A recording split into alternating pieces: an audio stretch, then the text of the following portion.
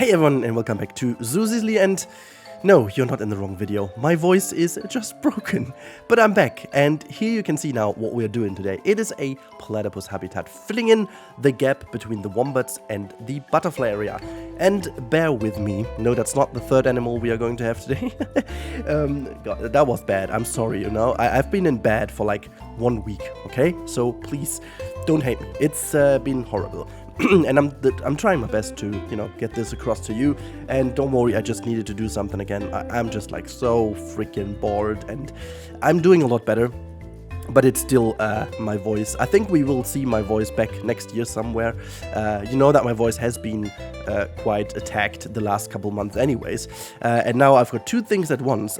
It got a lot better. Like yesterday, my voice was like pretty much back again. However, tomorrow there are 22 degrees forecasted in Germany. Yes, we are speaking about the 30th of December. That is, or like actually the 31st, the last day of the year. And it's been already way too warm, but tomorrow is going to be the warmest ever recorded 31st of December in the history of like Germany or Europe or whatever you want. And that, my friends, brings in a second player. And the second player is named the pollen allergy. I did very well yesterday. Actually, we've been to the cinema. My wife got me as a presents card for Avatar 2. And, you know, things have been way better. And this morning I just woke up with a crazy allergy shock. Like not shock, but you know, I felt like, oh my god, what's going on? Nature's playing April now. It's not like that April is playing whatever. Crazy. Anyways, let's talk about this build today a little bit, and then I'll leave you alone with the music until the real-time Rudy is jumping in. Or maybe I do it through the time-lapse. We'll see. I'm just doing as much as I can, not overperforming at this point, because there's no reason for that. I made the platypus habitat according to what you guys basically told me. It's your idea, so benefit and credit goes to you guys, because I asked you guys what we should do in this spot, even before I did the butterfly area, by the way. Which is another good reason to why I did the platypus, because we thought about penguins, we thought about seals maybe, but the fact that we put the butterflies in there required a little bit more space for the incline, and making sure that the incline is like rather flat and people can just use this kind of zigzag pathway up. It just made a lot of sense to put like serpentines in, and this, you know, caused a bit more of space that I needed to use in that case. But equally, the space between the wombats and this area got a little bit smaller. But you've seen in the last videos that I already put a little water volume in here, because I knew that I wanted to do certain things with this habitat. I wasn't like fully like 100% sure if it's going to be the platypus or not, because you guys also had like the African penguin found some love as well. And honestly, the African penguin is quite a good entrance animal in like many zoos. However, they are like pretty loud, you know, and they are pretty noisy in general, and having these like noisy animals next to the butterfly, which is more like a calm area, is maybe not the most clever idea to have, even though it is obviously one of the most well-known entrance animals. But I feel like in this entrance area we have quite some decent animals when it comes to noise in general. Like wombats are not the loudest, platypus itself are not the loudest. Meerkats sometimes can be loud, but yeah, like they're not super loud anyways. The otters are down in the river, so they don't matter that much. Koalas can be like pretty nasty if they want to, but usually they're not loud as well. I mean, don't need to talk about butterflies. Yeah, whatever. Unless it's not Crazy Town singing, they are not as loud. And then we have got the lions, which lions are like, they can obviously be loud, but they're like more smelly than loud. Their roaring is like, they're not, you know, it's not really that often.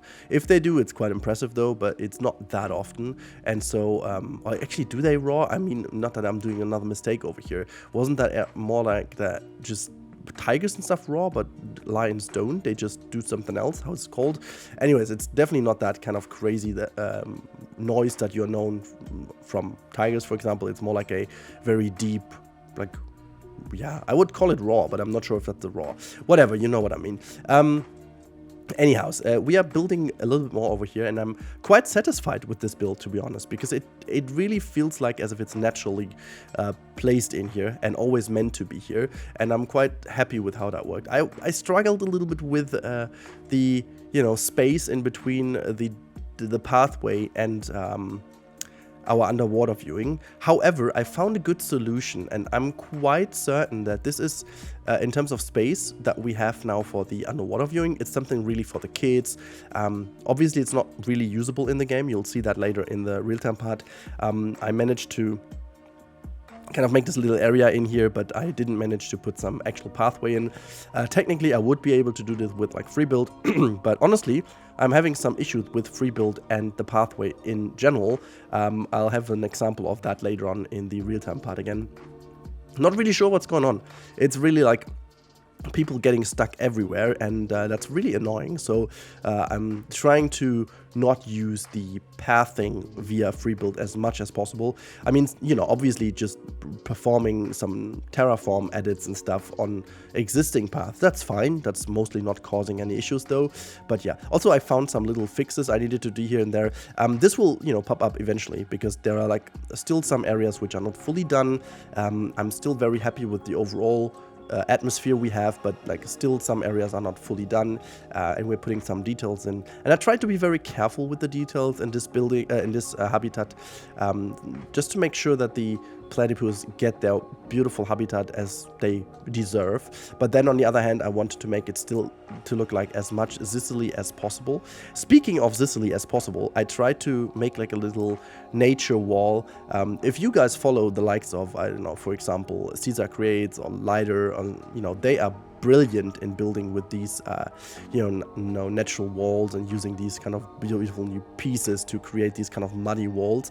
However, they are really a lot into attempting like hyper realistic modern European habitats, and this is really not where Zoo Sicily would be going. And so this kind of natural wall design, at least for this specific area, did not really click with me, and so I went with something that I just really grew to love, and this is this really nice wall over here that we also used with the Wallaby. So I think this fits in very nice. We've got two of these wall pieces, making like a nice little transition into that area, and then making sure it all ties in with the more Mediterranean look overall. I think this is going to be a challenge throughout the entire series to ensure that we have a rather realistic looking habitat in general. And as I said, this is all with welfare turned on, so that's also part of the reason why I couldn't make it too overgrown.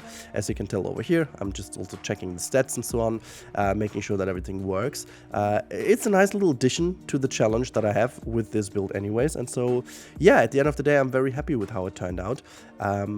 Can't deny, this is one of the quicker habitats I made, but part of the reason is that most of the outlines of the habitats were already set, and this is usually the part that takes the longest time to get the right outlines, to get the right, barriers and stuff. But as we had basically this space only left over, and the only thing I needed to make is the front, it was obviously a lot quicker and more easy done. But I did also do some things off screen that was also pretty nice.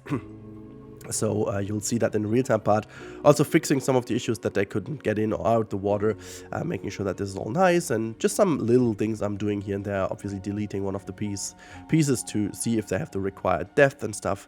And that's about it. I hope you guys enjoyed this time-lapse. If you did enjoy, you can always consider subscribing if you're a fan of this type of video that makes your day hopefully a little bit better. I would be very happy if you click that red button. But other than that, I'm gonna hand you over to the real-time Rudy now, and hope you enjoy his cracky voice. See you there. We are in the real-time part with my wonderful, lovely, cracky voice. So if you haven't had doses of a very scratchy voice today, here's a second bit of it. We are moving towards the brand new platypus habitat from the well, I was about to say lower angle, but that's not the lower angle, that's the second level angle. We've got a third level angle from over here, which we're going to head to in a bit. And the lower angle is obviously down here with the underwater view. Let's see if we can see one of these fellows down in here. I'm not sure if we can.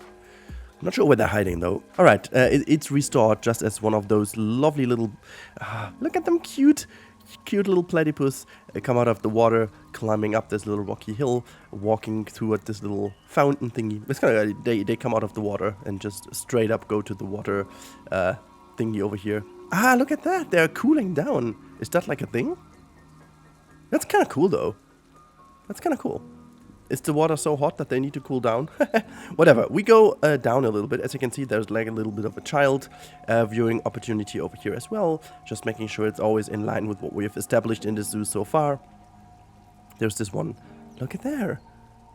It's so cool. Like, it's a really good angle from over here. And if you're bigger or like very big, you can like have a different angle. Wow, look at that. Okay, let's go down here and check out some of the other viewing opportunities. So this one over here is a nice little opportunity from like walking down here. Oh my god, the shading just completely changed over here. That's so wild, as if the sunlight is... Okay, well that's interesting. Oh my god, this one yeeted itself like into the water. Okay, let's go down and have a look from the implied viewing area, because with the pathing it's just impossible to bring it here. But like realistically you could go here, especially the kids, and I gotta have to clean that off a little over here, and then have a little lovely look into the underwater area once they're diving. I used... Oh, there you go. Wonderful. I did use the new chain pieces to link down this... that is so wild. This floating stone over here, just implying that this is maybe made out of foam or something like that, you know, or styrofoam, that this is kind of, you know, something where they can lie on and it just looks like a rock and just floating on top of the water, because realistically, to keep a stone up there, you need to have like the whole, you know, under construction and stuff. You wouldn't necessarily have that. Look at that! It's happily diving in its lovely water pond. That's quite enough space for them to dive in. I think that's really lovely. Okay, let's jump over onto the higher area. I mean, you know all of that here from the butterfly episode, so let's move all the way up here and have a look. Now, finally, before you go into the butterfly area, you do have this wonderful view on the right-hand side into the habitat of the platypus. And there's one specific thing I want to show you, therefore I have to go over here to the side. I made a little test over there, as you can see, having some of the pots and so on, you know, thrown down there. There is actually a little burrow in there, and I think they can use it.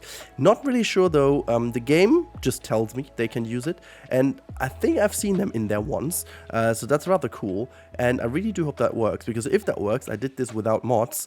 That could be like a cool way of covering up these burrows. Like, not that I do find them ugly per se, but in a way, I think, you know, it would be nice to give them some other homes. And if that is a working thing, my idea behind that was there is an animation starting as soon as they come close to the burrow. And I figured out that this animation starts quite far off the entrance.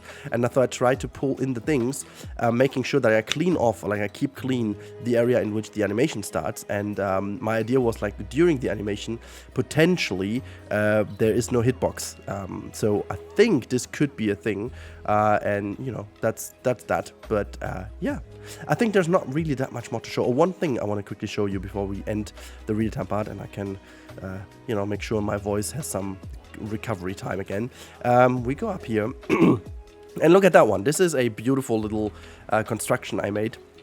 It's something that you do see in many homes, like people using these pallets as like planters and stuff. And I thought, you know what, this is kind of a little separation. Like, you know, the actual issue is that there is a path in between. I used actually FreeBuild to put a path piece in between, but one thing I found out is that once you use just path pieces to fill in gaps and they are not connected with anything else, people will always get stuck on them, and that's super annoying. And so I just deleted that again, covered the ground, and made sure that I made like an implied little you know, barricade in between, because the idea is you have one viewing spot from over here, or you just go around and then your kids have like a safe area, and so you don't need to go through. I think that's kind of nice, and then you have this very neat transition from both habitats. I love this, by the way. This is something that real zoos would do quite often, that they have like one like big area, which is always meant to be for habitats, and then you have like one backstage area. Let me just quickly show you what I mean. So this backstage area is obviously one coherent building for the wombats and for the platypus instead, indeed. And then you have got this bigger building in which the facilities would be. Everything is connected, and I think this is pretty nice because that's how actual zoos work, and I really want to make more of that. This is also why we will establish quite the same idea with this building, utilizing this space for more habitats on this side, and we are going to establish the same thing, hopefully with other areas as well. I mean, over here this is the same already going on. We've got this for the wombats over here, and obviously they share their space with the otters and the cranes, which I still have to kind of do, but I'm quite, you know, happy about this. Oh, did I say wombats? I mean the wallabies, by the way. That was my mistake. Hello, lovely wallaby. In case you haven't seen the wallaby episode, that was the last one. I think it slipped kind of through because I think the upload didn't work well. But yeah, it's there. And obviously, I am freaking hacky. I'm freaking happy. It's not only that my voice is cracky, it's also my English is broken. Cool. But you can tell, hopefully, from the tone of voice that I'm, you know, a little bit recovered now. But we will have to deal with the cracking voice for quite some time now. But that's fine. That's fine. We're going to survive it. All right, see, that's that. That's our wonderful platypus habitat. And I'm freaking happy. I'm going to offer you some wonderful cinematic shots now, and in case you guys want to help me out and subscribe before the year ends, well, do so. Just hit that lovely sub button and become part of the Camel members so you can hear scratchy voice for the next coming weeks. How cool is that? And yeah, thank you for your ongoing support. Thank you so much, guys. Until the next one, have a good time. Goodbye.